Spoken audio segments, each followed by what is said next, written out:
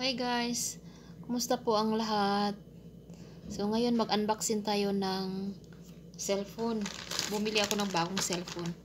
Kasi yung luma ko, bumagsak siya. Hindi na siya nagbukas, tapos pinagawa ko.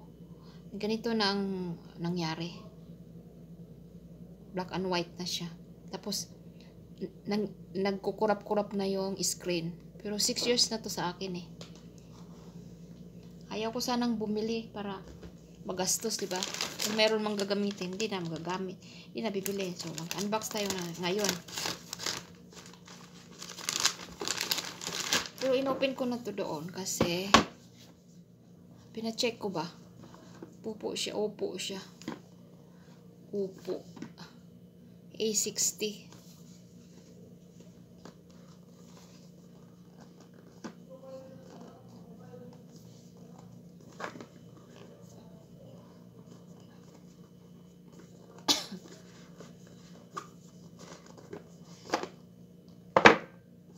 Charang. White siya. Ayaw ko sana white eh. Kasi walang available na ano. Walang available. Black dapat.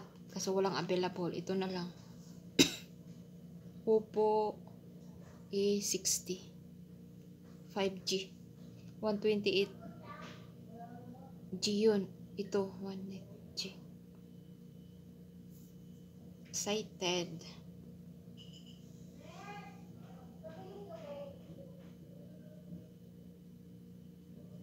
Siya, oh. Try ko bumili ng Oppo kasi Samsung talaga ako. Bahala na kung ilang years sa akin to. May Vivo siya. Ayoko ng Vivo. Hindi ko siya type. Tapos may ano naman, Samsung na ano ba yan? A16. Kaso lang wala siyang charger na pala ngayon.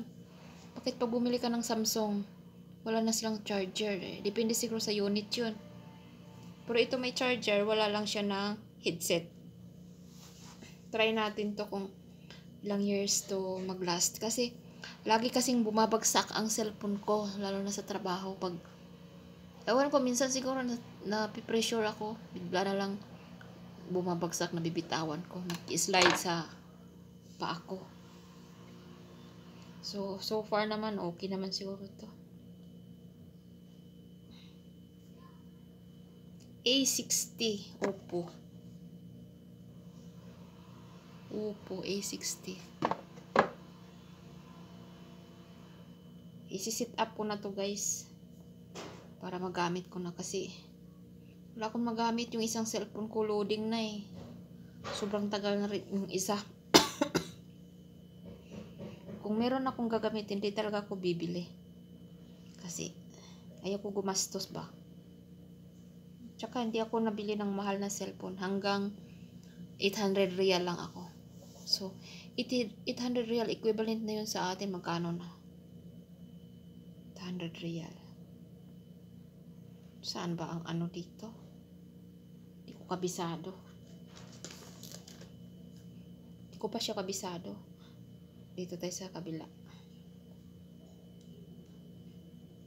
Parang nasa 10,000 na lang din.